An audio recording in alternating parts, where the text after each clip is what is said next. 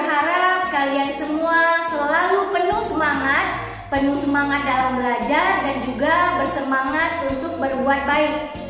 Hari ini kita kembali akan melanjutkan materi kita di pembahasan pelajaran 4. Di pelajaran 4, dan ini merupakan bagian yang ketiga. Di pelajaran 4 yang pertama kita membahas tentang Hari Waisak. Hari Waisak disebut juga Hari Buddha. Dan di bagian pelajaran 4 yang kedua kita mempelajari tentang Hari Asada atau disebut juga Hari Asala. Hari Asala atau Hari Asada disebut juga Hari Dhamma. Nah, hari ini kita akan membahas Hari Katina. Hari Katina disebut juga Hari Sangha. Nah, siapa itu Sangha? Sangha adalah perkumpulan atau persaudaraan biku dan bikuni. Nah, mungkin kalian pernah melihat kita biasanya memanggilnya dengan sebutan Bante atau Suhu. Bante atau Suhu adalah anggota Sangha, biku dan bikuni. Biku untuk laki-laki, bikuni untuk perempuan. Siapa itu biku atau bikuni yang biasa kita panggil juga Bante, biasa juga kita panggil Suhu. Nah, siapa itu Bante, Suhu ya, biku dan bikuni itu? Beliau adalah siswa Buddha yang telah meninggalkan kehidupan rumah tangga. Artinya, para biku dan bikuni ini tinggal di wihara untuk menjalani kehidupan suci. Nah, seandainya biasanya para biku bikuni ini tinggal bersama orang tuanya, mereka tidak boleh lagi tinggal di rumah orang tuanya. Mereka harus tinggal di wihara. Para biku dan bikuni ini biasanya tidak menikah, tidak punya istri atau tidak punya suami. Namun ada juga yang sudah pernah punya suami ataupun punya istri, namun karena bertekad ingin menjalani kehidupan suci, yaitu menjadi seorang biku, beliau harus meninggalkan rumah tangganya, harus meninggalkan istrinya, harus meninggalkan anaknya. Suatu ketika pada masa Buddha Gotama, 30 biku bermeditasi di hutan dekat kota Pattaya. Mereka mendengar kabar bahwa Buddha akan melewati masa musim hujan di wihara Jetawana di Savatthi. Mereka lalu pergi untuk bertemu Buddha. Mereka ingin melewati musim hujan bersama Buddha. Selama musim hujan, para biku harus berdiam di suatu tempat. Mereka tidak boleh bepergian sembarangan. Nah, 30 biku itu akhirnya tinggal dan bermeditasi di kota Saketa. Setelah musim hujan usai, mereka melanjutkan perjalanan. Mereka akhirnya berhasil bertemu Buddha di wihara Jetawana. Buddha mengajarkan Dhamma kepada mereka. Mereka pun mencapai kesucian. Jadi tadinya 30 orang biku ini ingin melewati masa musim hujan bersama Buddha. Namun di zaman dulu tentunya tidak ada kendaraan, semuanya harus berjalan kaki.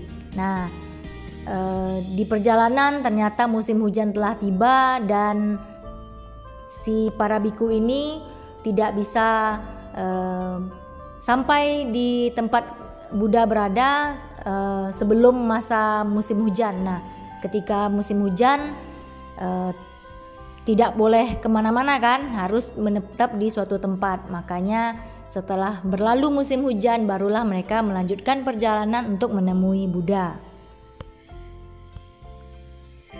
Pada masa itu, seorang biku tidak diizinkan memiliki jubah baru.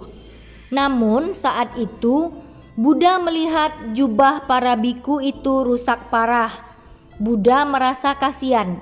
Buddha mengizinkan para biku memiliki jubah baru.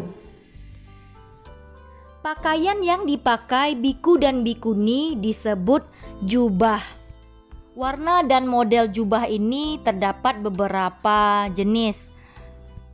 Ini tergantung aliran yang dianut oleh si biku atau bikuni. Nah, ini ada jubah model Theravada. Ini juga jubah Theravada. Ini adalah seorang bikuni ya. Nah, ini adalah jubah Mahayana. Nah, ini adalah jubah Tantrayana.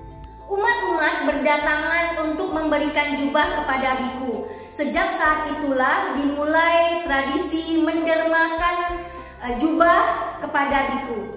Pada zaman itu, kain jubah berasal dari kain-kain sisa. Ya, jadi kain-kain sisa itu ditata sedemikian rupa, dijahit sehingga menjadilah sebuah pakaian atau jubah yang bisa dikenakan oleh biku. Nah, tempat untuk merangkai atau menjahit kain-kain sisa ini disebut katin. Maka oleh sebab itulah kita mengenalnya dengan Hari Katina. Jadi ini sedikit berbeda dari Hari Waisak ataupun Hari Asala, di mana Hari Waisak merupakan nama bulan, Hari Asala atau Hari Asada juga merupakan nama bulan. Sementara Hari Katina diambil dari kata katin, yaitu tempat untuk menata ataupun menjahit jubah. Sebelum Hari Katina tiba, para biku menjalani masa wasa atau masa berdiam musim hujan. Nah, jadi yang dimaksud dengan masa wasa adalah masa berdiam musim hujan, dan itu biasanya berlangsung selama lebih kurang 3 bulan ya. Selama masa wasa, para biku tinggal di wihara atau di suatu tempat selama 3 bulan. Untuk apa? Untuk belajar dhamma dan bermeditasi. Hari Katina biasanya jatuh pada bulan Oktober. Nah, belum lama ini kita telah merayakan Hari Katina, Sangga Dharna Katina di Wihara Buddha Warman. Nah, teacher melihat ada beberapa dari murid-murid SD Manjusri yang ikut hadir dalam peringatan Hari Katina tersebut. Namun karena sekarang lagi masa pandemi, mungkin beberapa dari kalian tidak bisa ikut langsung hadir ke wihara untuk menyerahkan dana Katina. Teacher lihat ada beberapa orang tua kalian yang walaupun tidak sempat atau tidak bisa hadir ke wihara, tapi ikut memberikan dana Katina berupa uang yang ditransfer ke rekening begitu. Teacher mengucapkan terima kasih karena orang tua kalian telah memberikan contoh yang baik kepada kalian untuk memberikan dana Katina pada perayaan Hari Katina. Pada Hari Katina, umat Buddha bisa mendermakan berbagai kebutuhan dari sangha. Ya, misalnya jubah, ya jubah merupakan salah satu kebutuhan pokok dari biku, dan juga mungkin bisa mendermakan obat-obatan, bisa juga mendermakan makanan, peralatan mandi, dan lain sebagainya. Namun bila mau praktis, tidak perlu susah-susah pergi beli sabun misalnya, beli obat-obatan, dan kita juga tidak tahu bantainya butuh obat apa misalnya ya.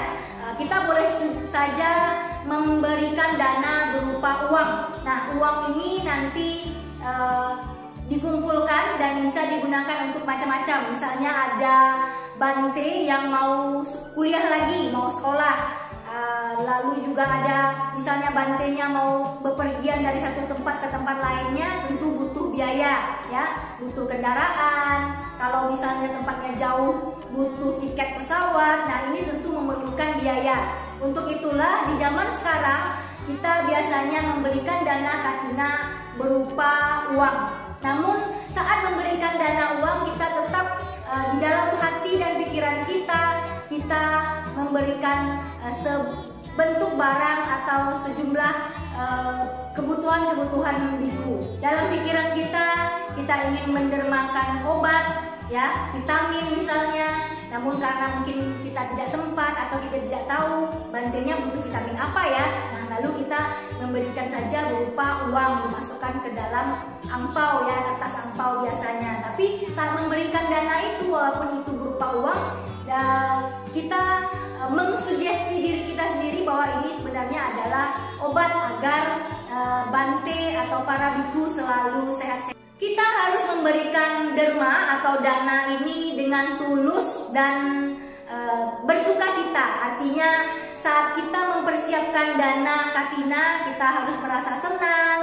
Saat kita memberikannya, kita harus merasa senang, dan setelah memberikannya tidak ada penyesalan. Jadi kita tetap bahagia, tetap senang setelah memberikan dana tersebut.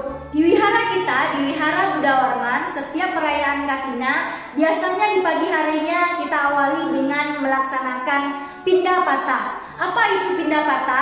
Pindapata itu adalah memberikan dana berupa makanan kepada biku, kepada Bante. Nah, mungkin sebagian dari kalian pernah ikut ya memberikan dana makanan, jadi bantenya lewat di pekarangan wihara, lalu nanti kita berlutut dan memberikan dana makanan kepada bantenya. Bisa juga jika kita tidak sempat membeli makanan atau kita merasa kita tidak tahu bantenya suka makan apa misalnya, tapi kita mau ikut pindapata, kita boleh juga memberikan dana berupa uang. Selanjutnya ini ada tugas pada buku Ehipasiko halaman 76. Baiklah anak-anak, sekian dulu penjelasan tentang Hari Katina. Terima kasih atas perhatiannya. Namo Sang Hyang Adi Budaya, Namo Buddhaya.